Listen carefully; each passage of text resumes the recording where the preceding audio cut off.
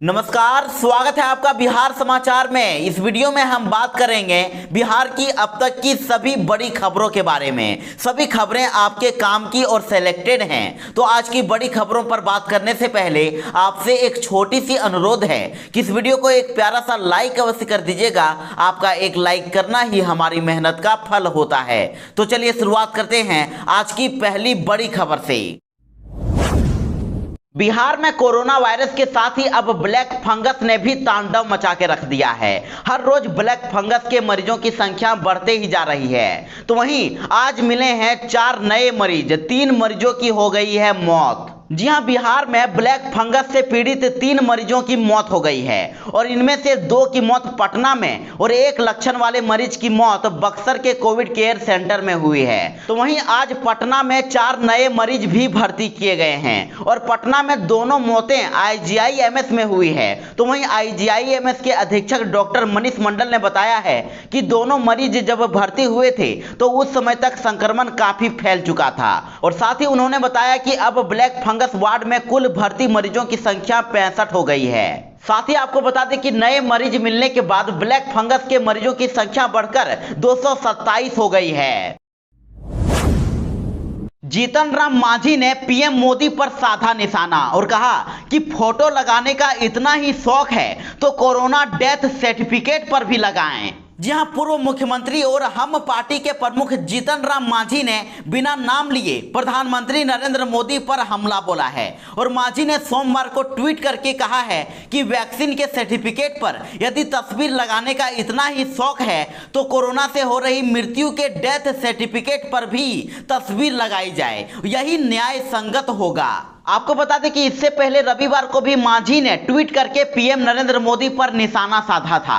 मांझी ने अपने ट्वीट में लिखा था कि कोवैक्सीन का दूसरा डोज लेने के उपरांत मुझे प्रमाण पत्र दिया गया जिसमें प्रधानमंत्री की तस्वीर लगी है और कहा कि देश में संवैधानिक संस्थाओं के सर्वेसर्वा राष्ट्रपति हैं और इस नाते उसमें राष्ट्रपति की तस्वीर होनी चाहिए और कहा कि वैसे तस्वीर ही लगानी है तो राष्ट्रपति के अलावा पीएम और स्थानीय सीएम का भी तस्वीर होना चाहिए। बिहार में फिर से लॉकडाउन लगने वाला है और बस कुछ ही देर में सीएम नीतीश कुमार इसका ऐलान करने वाले हैं। जी हां, बिहार में कोरोना वायरस संक्रमण की रफ्तार रोकने के लिए बिहार में लॉकडाउन 3 लगने वाला है और इसमें अब इसे 10 दिनों के लिए और बढ़ाया जाने वाला है। तो वहीं मुख्यमंत्री नीतीश कुमार ने इसका ऐलान भी कर दिया है और इसको लेकर कुछ गाइडलाइन भी जारी कर दी गई है और इस बार के लॉकडाउन में कुछ छूटें भी दी जा सकती है। तो वहीं कुछ मामलों में प्रावधान भी कड़े किए जा सकते हैं और खास करके ग्रामीण इलाकों में कोरोना के बढ़ते प्रसार को देखते हुए वहां सख्ती की जा सकती है। मुख्यमंत्री नीतीश कुमार ने कहा है कि इस बार फिर से लॉकडाउन को बढ़ाना बहुत ही जरूरी है और खबरें सामने आ रही है कि अब तीसरे लॉकडाउन की अवधि को 25 मई से बढ़ाकर 5 जून तक कर दिया जाएगा।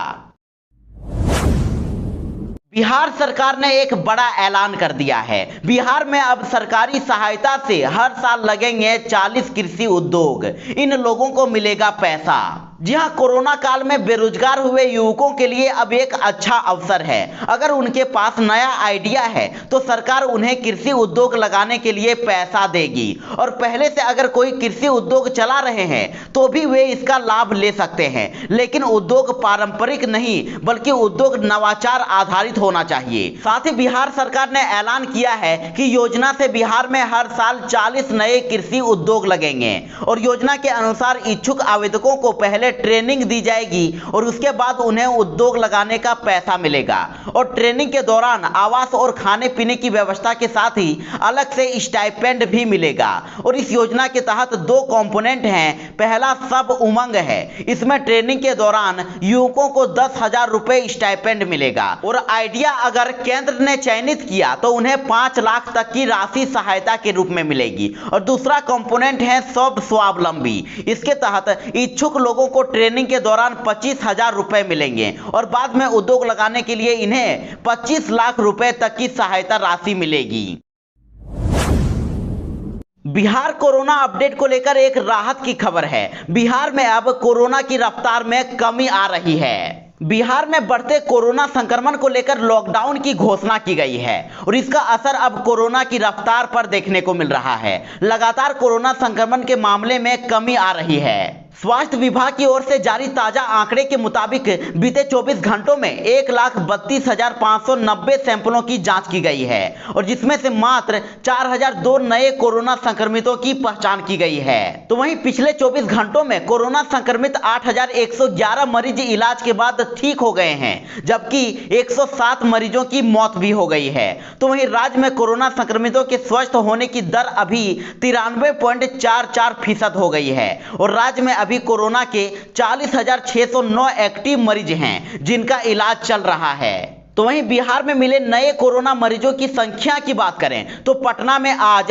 795 नए कोरोना संक्रमितों की पहचान की गई है और इसके अलावा अररिया में 145, बेगूसराय में 180, भागलपुर में 123, गया में 126, गोपालगंज में 120, कटिहार में 108, मधेपुरा में 107, मुजफ्फरपुर में 195, पूर्णिया में 118, सहरसा में 119, समस्तीपुर में 169, सुपौल में 187, वैशाली में 154 और पश्चिमी चंपारण में 117 नए कोरोना संक्रमितों की पहचान की गई है।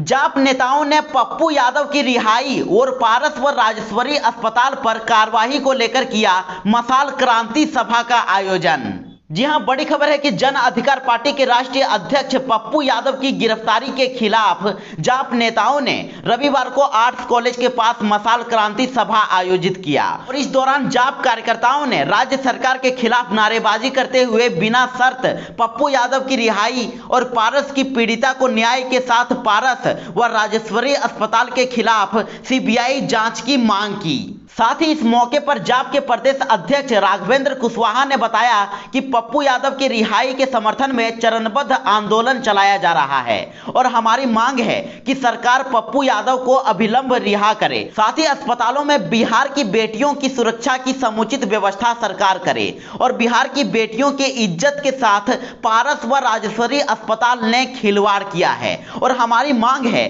कि पारस और राजेश्वरी अस्पताल मामले की सीबीआई जांच हो और दोषियों को कठोर से कठोर सजा दी जाए। बिहार सरकार ने ले लिया है बड़ा फैसला। कैबिनेट ने राज्य में मंत्रियों के क्षेत्र भ्रमण पर रोक लगाने का दिया आदेश। जी हां, बड़ी खबर है कि मुख्यमंत्री नीतीश कुमार ने कैबिनेट के मंत्रियों को अब भ्रमण करने से मना कर दिया है, क्षेत्र में घूमने से मना कर दिया है। कोरोना महामारी की दूसरी लहर को लेकर बिहार में लागू लॉकडाउन के दौरान राज्य के मंत्रियों से कहा गया है कि वे अपने निर्वाचन क्षेत्र अथवा प्रभार जिलों का भ्रमण ना करें। मंत्रियों से कहा गया है कि अगर उन्हें किसी योजना या कोरोना महामारी आदि से संबंधित कोई समीक्षा करनी है तो वो वीडियो कॉन्फ्रेंसिंग से करें। और इस संबंध में रविवार को कैबिनेट सचिवालय विभाग की ओर से आदेश जारी कर दिया गया है और विभाग ने सभी मंत्रियों के आप्त सचिवों को पत्र लिखकर कहा है कि वे अपने स्तर से मंत्री से भ्रमण न करने का अनुरोध करें। सुशील मोदी के फेसबुक पोस्ट पर गाली गलौज करने वालों के खिलाफ दर्ज हुआ एफआईआर, पुलिस ने शुरू की छानबीन। जी हां, सुशील कुमार मोदी के फेसबुक पोस्ट पर गाली गलौज करने वालों के खिलाफ पुलिस कार्रवाई की तैयारी कर ली गई है और छपरा के नगर थाने में इस बाबत एफआईआर दर्ज करा दी गई है और कुल 25 लोगों के खिलाफ प्राथमिकी दर्ज कराई गई है और कहा गया है कि ये लोग वही हैं जो लगातार सुशील मोदी को सोशल मीडिया पर भद्दी गालियां और धमकी दे रहे हैं। साथ ही आपको बता दें कि सुशील मोदी के पोस्ट पर गाली गलौज करने वालों के खिलाफ एफआईआर बीजेपी के नेता राणा यशवंत प्रताप सिंह ने दर्ज कराई है और अपने एफआईआर में उन्होंने कहा है कि सुशील कुमार मोदी बीजेपी के वरीय नेता और सांसद हैं और उनके खिलाफ लगातार अभद्र और अमर्यादित टिप्पणी की जा रही है जो अपराध है। तो वहीं पुलिस ने भी बताया है कि मामले की छानबीन की जा रही है।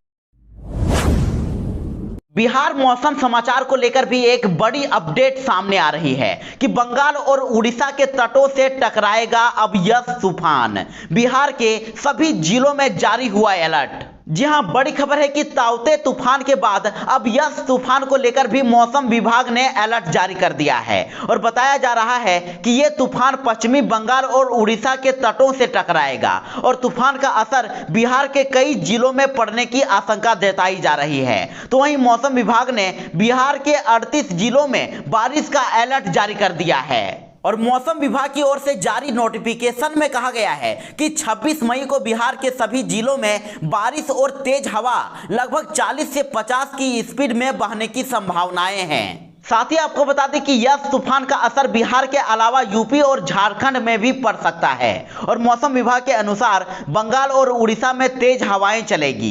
ये हवाएं 25 मई से ही चलेगी। तो वहीं दिल्ली, झारखंड, बिहार और उत्तर प्रदेश के कुछ इलाकों में आज से ही भारी बारिश हो सकती है। सरकारी स्कूल के बच्चों के लिए एक बड़ी खुशखबरी है।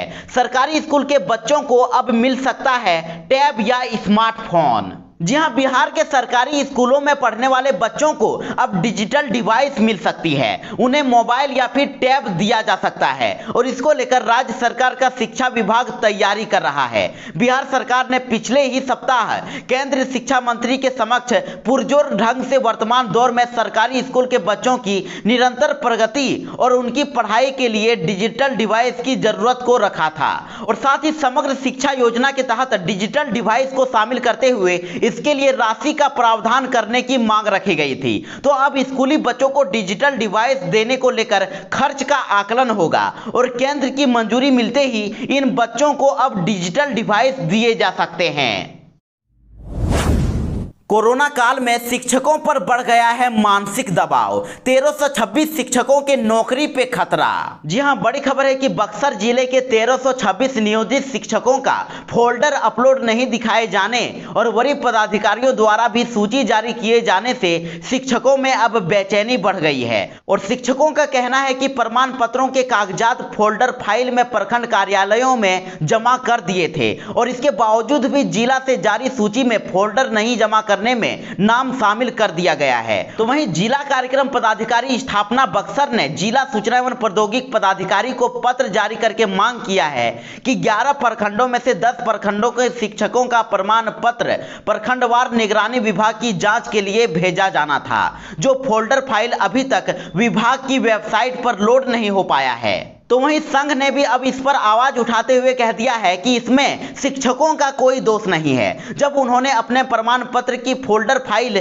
प्रखंड शिक्षा पदाधिकारी के कार्यालय में जमा कर दी थी तो फिर क्यों नहीं फोल्डर फाइल अपलोड दिख रही है। साथ ही शिक्षकों ने अधिकारियों से अपील की है कि शिक्षकों के बनी भ्रांतियों को अतिशीघ्र दूर किया जाए।